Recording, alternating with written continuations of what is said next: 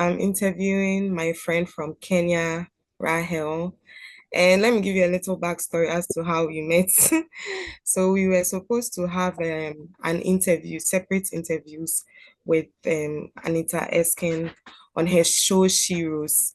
And it wasn't yet our time, so we were sitting in the back waiting, and we were just having little conversations and we exchanged contacts, and we were friends. This happened in when 20, was it 2021 or 2022? Yeah, 2022.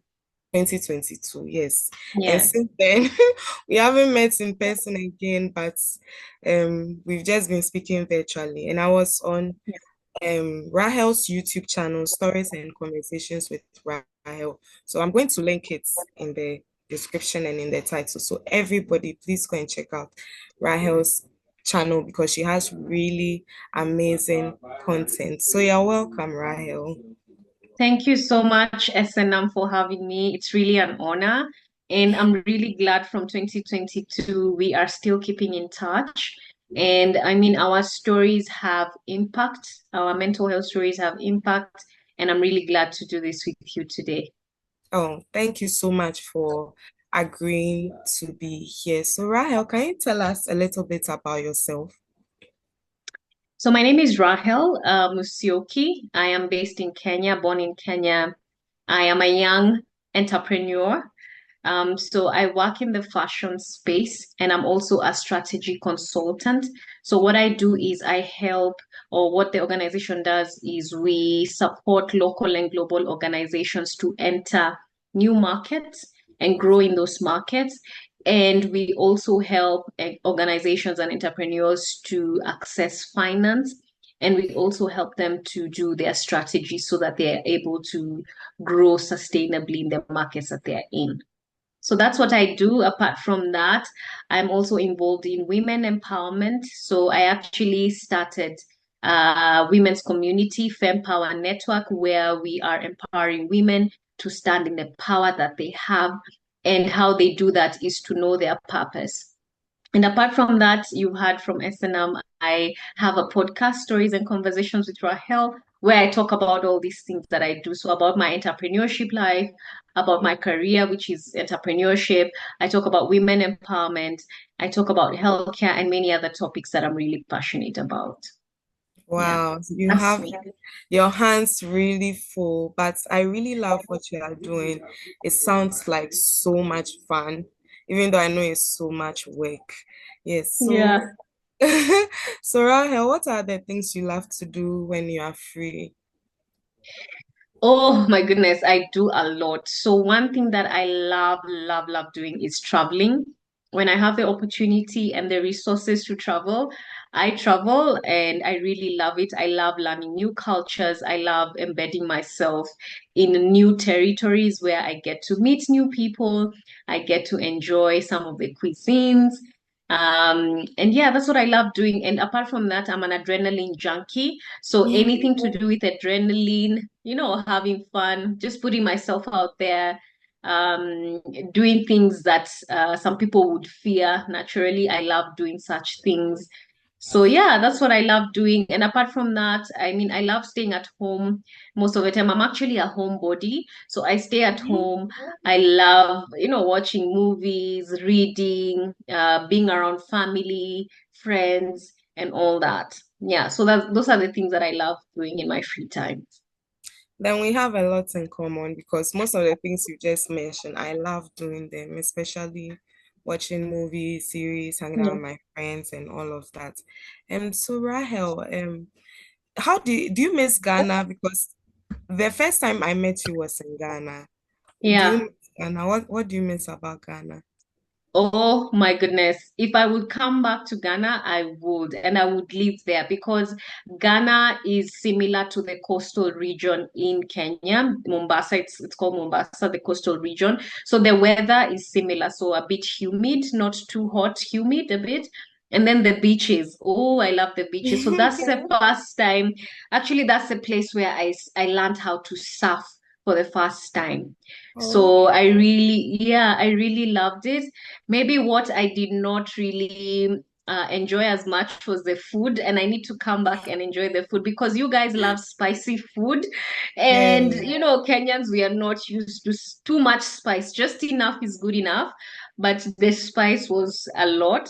But I really loved the people, the culture, meeting you, meeting so many people. I really, really enjoyed it, and the weather. So I will definitely come back in a heartbeat. I would. Okay. I would also Yeah. love to visit Kenya one day. One Yeah, day I have to you're come to welcome. Kenya. So You're if welcome. I come to Kenya, which places would you recommend I visit? So I don't know if you know this, but Nairobi is the only city. Nairobi is the only city that has a park in the city, a national park in the city. So definitely you have to visit the park. And then obviously a lot of people go to Mombasa, the coastal city, which is really amazing. We have white sandy beaches in Diani. So I know you would love that because what I know for Ghana, the beaches are not that white, and even the water is not It's true. that's blue. So here Yeah. in Kenya, the water is blue, there are white sandy beaches. So I know you would really, really love that. And then the food is amazing. We have different cultures with different foods, and it's really, really amazing. So all that experience, I would love you to definitely experience that. Okay. I think I need to tell the president of Kenya to make you their tourism ambassador because you are really representing your country very well. Thank you. So I'll make sure to do that. I'll pray about it. Please do. Please do. Yeah. So Rahel, so back to why we are here today. Yeah. I know that you are really passionate about mental health issues and you Yes. are really passionate about advocating, creating awareness and reducing stigma and all of that. I would like to know Mhm. what made you get into all of this? What's your story? Yeah, so that's a very good question. So I am a mental health advocate, and how I got into this is because of my own experiences. I mean, with my age right now, and I'm quite young, I hope I am. We never used to talk about mental health a lot, but right now it's really amplified because of some of the challenges that young people are going through. Young adults are actually experiencing a lot of mental health challenges, which are being addressed more actively now than before. So for us, and when we were growing up, mental health was not a topic of conversation. So when I got to experience mental health decline because of the environment that I was in, I realized that we need to actively talk about this. And this was after I had gone through therapy and I was healed and I was back to my normal self. That's when I realized this conversation is actually needed and we need to have it more openly than before because no one used to have this conversation. We are in an African setting and people do not believe in such things. People call it the white man's disease. And yet it is not. It is affecting a lot of people and it's because of the environments that they're in and sometimes it's also because of genetics and other things to do with mental health. And it's a wide topic, but what I am privy to and my experience is because of the environment that I was in. So getting out of that environment, finding the healing gave me that motivation to start talking about it because what led to the mental health decline is something that could have been avoided by the people who caused that particular issue or caused that toxic environment that led to the mental health decline. So for me, because I am passionate about women and women empowerment and now mental health, just combining both and talking openly about some of the challenges that women have, whether in the workplace or even at home in their personal lives, that cause mental health decline is really, really important to me. And then further than that is just to get all the required interventions to actually help these people heal and get back to their normal selves. So that's why I got into mental health conversations, and that's why I'm a mental health advocate. Okay. And what are some of the signs and symptoms you experienced when you were having your mental health issues? Yeah. So before I knew it was a mental health issue, I thought I was just tired, right? So I was feeling tired. And when I go to bed to sleep at night, I couldn't get sleep. So I was having really bad insomnia or Okay. a case of, insomnia, like you want to sleep, but you're not able to sleep. So I was wondering what is wrong with me. And then with that, I started losing my appetite. I was not able to function normally as I would when I got enough sleep. And I remember one day I just went to the doctor and I told him my symptoms. And the doctor quickly wrote a note and said, I need to go see a psychiatrist. And I was like, oh my goodness, am I going mad? What is happening? Right? Because I'd never been educated or I'd never come across information or knowledge around mental health decline. So I quickly went to the psychiatrist who I was referred to, who is actually a renowned psychiatrist here in Kenya. So when I went to him and he told me that my diagnosis is mild depression, I was like, where? Who did, I could not actually believe it, but the symptoms started like that with no lack of sleep, lack of appetite, and then I was not able to do my normal work, right? I will not be able to do the normal things that I will do the way I will do them, right? So I was struggling with that and I wanted to just stay like that. So lethargic, being lethargic when you're thinking of doing something, you're feeling tired already. So I didn't have the energy or the motivation to actually wake up and do the work that I was meant to be doing. And now when I was told it was mild depression, I was like, wow, I never thought that I would ever get depressed. Yeah. So, do you remember the events that led to the depression? What do you think would have triggered it? Yeah, I remember very well. So I was in an environment where there was a lot of toxicity, and the toxicity was being influenced by specific individuals.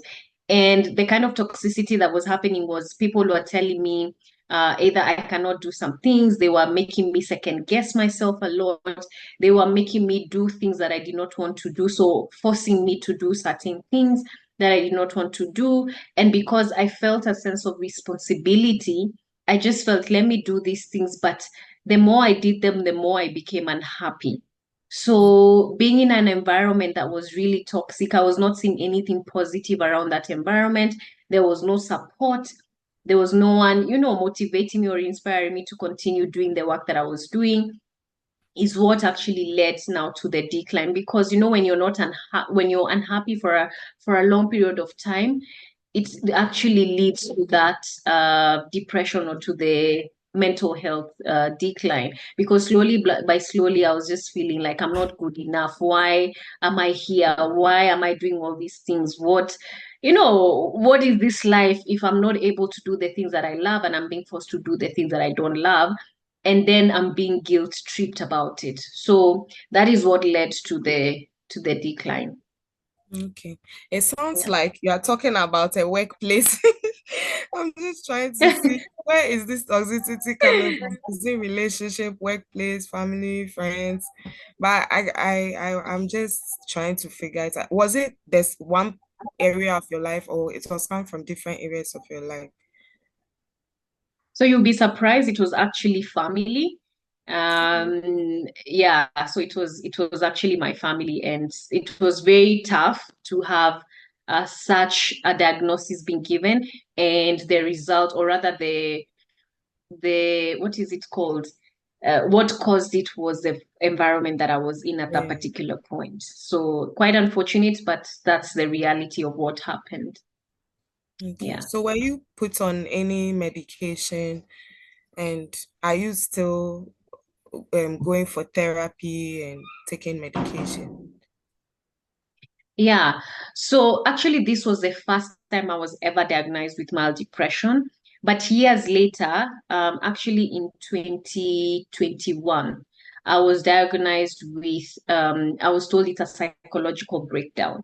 So the first time when I got diagnosed, thankfully, I did not need any medication. I just needed to go for psychotherapy sessions, and I eventually got better.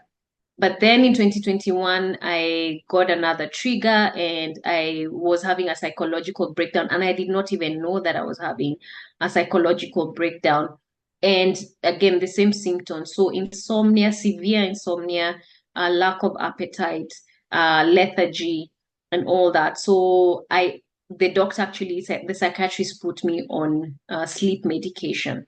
And also, for some of the symptoms, because they affected my physical health, I needed now to take medication to manage my physical health. But I got sleep medication so that I start sleeping properly again, which I took for so many months. But I'm glad my sleep came back, and it came back with such full measure. So nowadays I enjoy my sleep. Yeah. Yeah. And insomnia, people may not understand how serious it is. I understand it's like how you feel because sleep is one thing that we really need. And when it's taken away from you, Mhm. you don't feel good. Even how to yawn, like there's no urge to yawn. And when other Yeah. people are sleeping, it makes you so upset because it's like, why am I awake and why are you sleeping? It's a horrible experience. Yeah. Insomnia is very horrible, it's terrible, and I feel like it's something that if you notice the symptoms, please, it's Mm. also a warning sign that you need help. Don't just sit down and say, oh, my sleep will come back. And sometimes it gets worse. Maybe you were sleeping, you were just sleeping for 2 hours, then it gets really bad. Now you can't even sleep for 30 minutes. Yes, Yeah. yes. Yeah. That's So true. yeah. So with your experience, was there ever a point where you were in denial about what was happening, or you were just they told you, you accepted, worked on it, you moved on? Because from Yeah. the story you're telling, it seems like you were a very compliant client.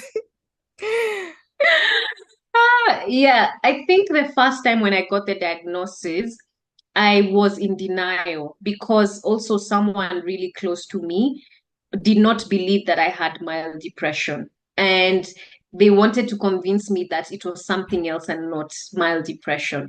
So at some point, I could not believe it. And I really struggled with it. Why am I depressed?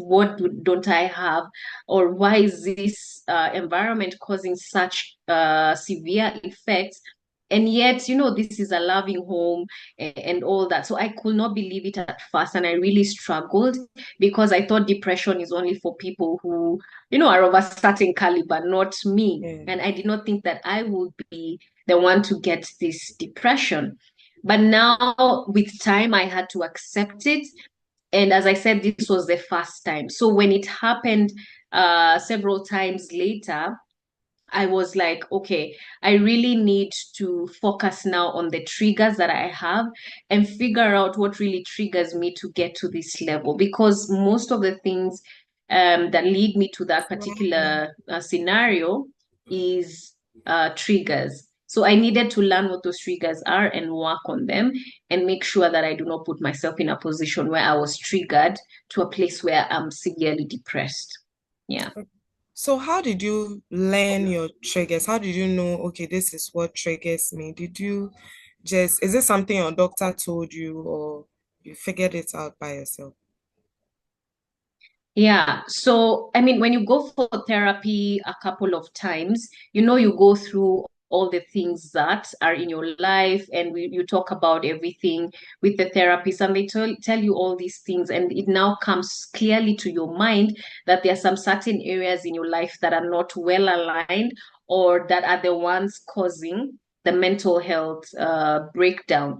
So I had to listen to the patterns because they were patterns. And every time we were having the conversation with the therapist, the one thing that came to mind or the one thing that kept on coming up was the environments that I was in.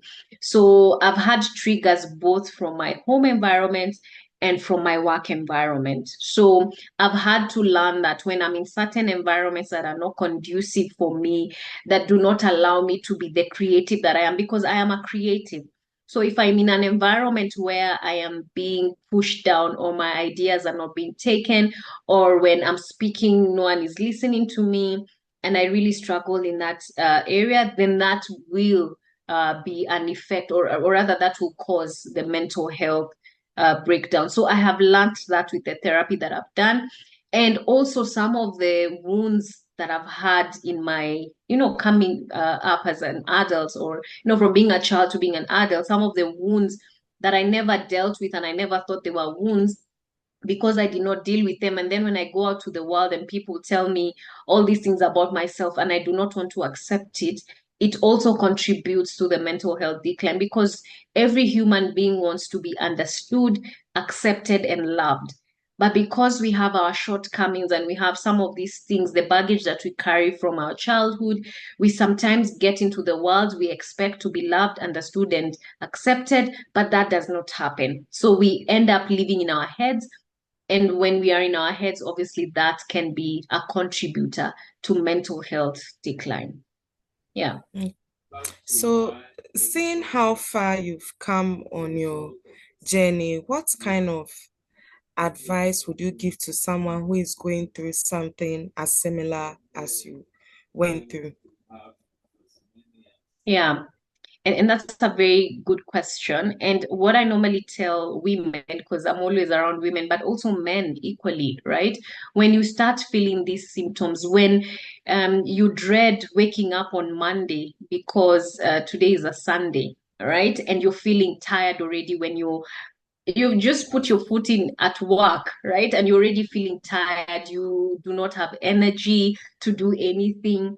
You just feel like you can't go on, and you feel like you're forcing yourself to do certain things, even menial tasks, right? Very simple tasks. You're pushing yourself. You feel like you're not thinking properly. You're having issues with your diet. You're having issues with your sleep, insomnia, and all that.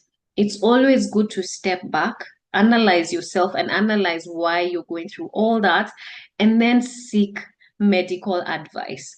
One thing we are taught in African household and growing up in an African setting is, prayer takes away everything. So pray about it and it will go away, Yeah. right? But that's not practical. And I'm not saying people should not pray. People should pray, right? If you're a prayerful person, but then seek medical advice. And seeking medical advice is seeking the services of a psychotherapist who can actually debunk what is going on around you, what is going on in your mind. And let me tell you, SNM, sometimes when people do not seek medical advice, they turn to recreational drugs, they turn to Yes. other things that would cover, some of the feelings that they have. But if you do not seek medical advice and you use all these things to cover, that particular feeling will not go away, and it will actually compound and become even bigger. And that's why you're seeing a lot of young people nowadays are committing suicide, because they don't know how to ask for help. They don't know where to start. They don't know, where to go to. And another thing that I would encourage medical practitioners and even individuals who are in this space as advocates is to create environments or create opportunities where young people can actually come and speak to them. And you don't even have to charge such a high fee, because I feel like right now, because this is a big thing at the moment, people want to capitalize on it, and they want to charge really high amounts, and that's what's scaring people away. So people sit with their issues, they do not seek for medical advice to afford the cost. So that I've talked about is seek medical advice. So, um, looking at all that you have been through, would you say it has made you a stronger person? Oh, let me tell you, what I've gone through, the pain I've gone through has actually molded me to be the woman that I am today. If I did not go through all that pain, I will not be here speaking to you. We will not have met, right? Yeah. I will not be doing what I'm doing with my podcast. I will not be doing some of the initiatives that I'm doing with women empowerment. right? So the pain that I went through actually contributed to my purpose. And my purpose is around empowerment. So I am glad retrospectively that I went through all the pain because it has molded me to be the person that I am today, to the woman that I am today. So I would encourage people to look at their pain as something that will, you know, make them to be the people that they need to be. There's always a silver lining to some of the things that we go through.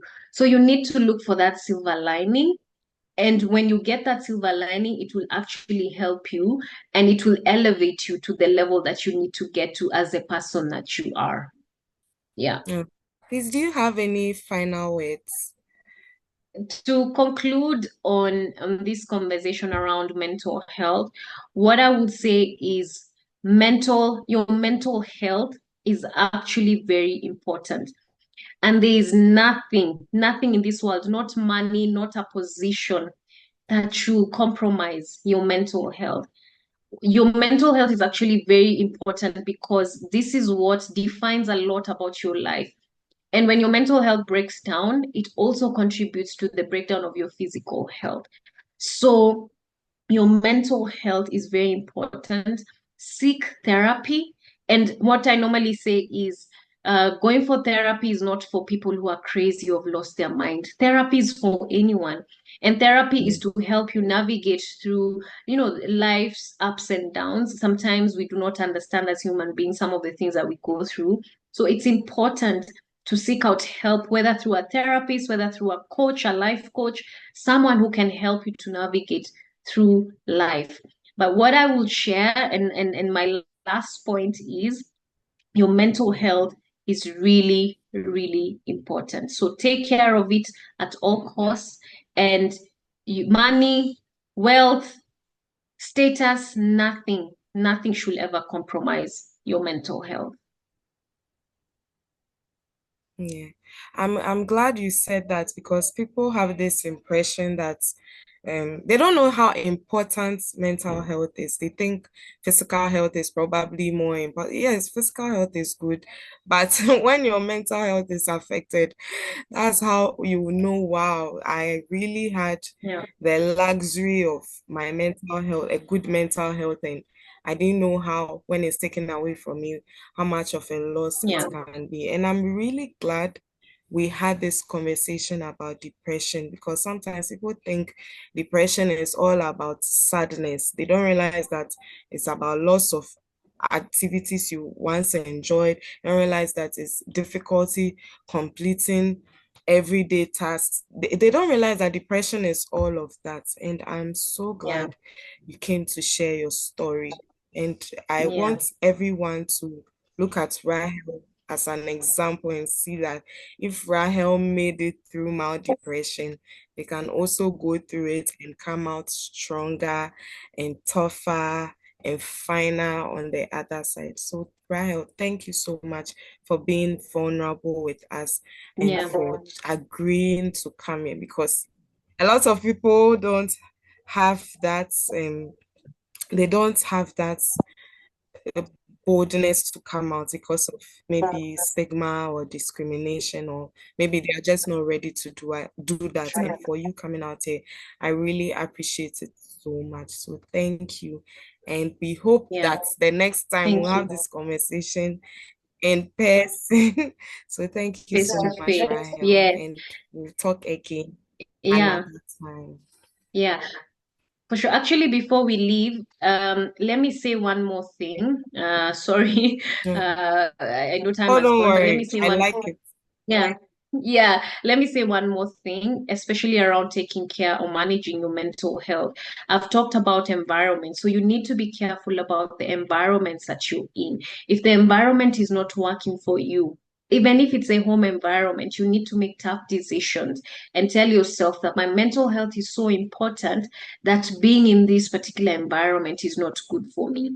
And sometimes what happens, SNM, is people stay in environments for so long and it even compounds the effect and someone actually gets to a level where they can even lose their mind. So I would encourage people to look at the environments, look at even what you watch, what you consume, is really important for your mental health. People don't think like that, but it's really important. If you know, right now, social media has become such a big contributor towards mental health decline. So you need to be careful about what you watch, what you eat, the people that you surround yourself with, your friends, your environment, all that contributes to your mental health. That's it from Yeah, me. very Yeah. true. So Mm. it's goodbye from Ghana. What's the time in Kenya right now? It's 4 o'clock. 4 o'clock. Okay, it's Yeah. one here. So of you who don't know, I think Kenya is 3 hours ahead of us. Yes, so Yes. today we've learned something new apart from the mental health information. So goodbye Yes. from Ghana. Thank you, Bye, SNM. Thank you. Rahel. Bye. Bye.